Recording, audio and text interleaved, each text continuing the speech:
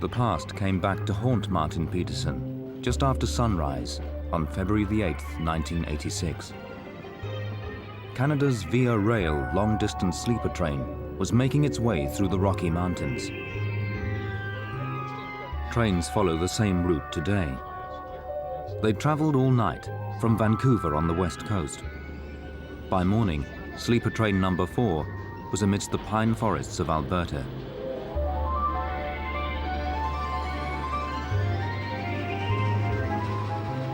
As it passed through the small town of Hinton, the train was 6 minutes behind schedule. There was plenty of opportunity to make up the time with what should have been a clear line ahead of them. There were 115 passengers and crew aboard. Early risers were enjoying the view or looking forward to breakfast.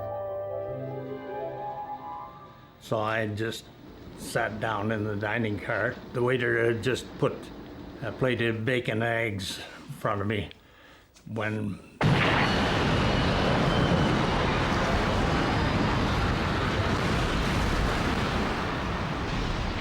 sheets of steel hit this lady who was opposite me at the table and sliced her leg off. Hello, dispatcher. Dispatcher? I saw a big explosion like a big fireball.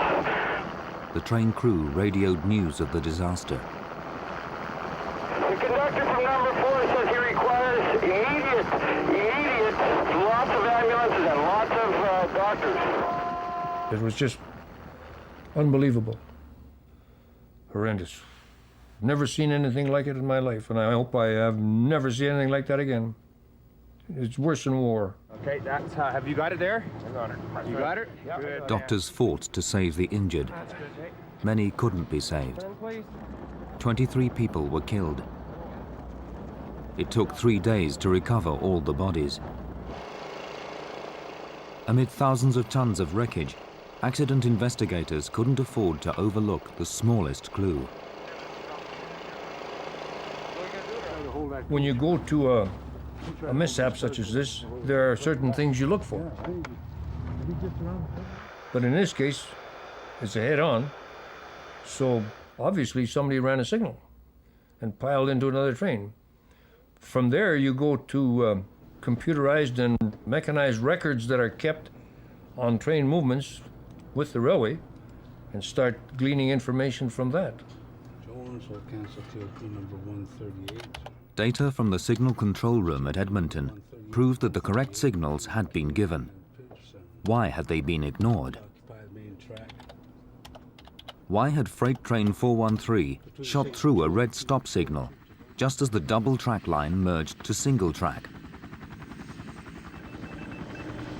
At a point known as the Dalehurst Switch, the freight train raced onto the single track line with the passenger train rounding the bend ahead.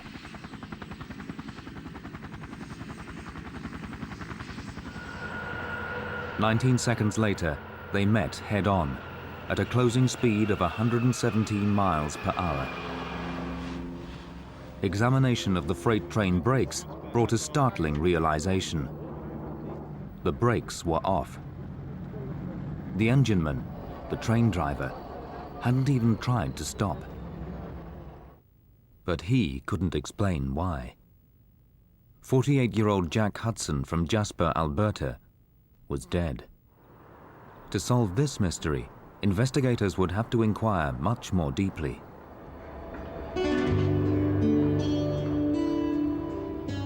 Near Jasper, bears come down to the railway tracks. They eat the grain which spills from passing freight cars.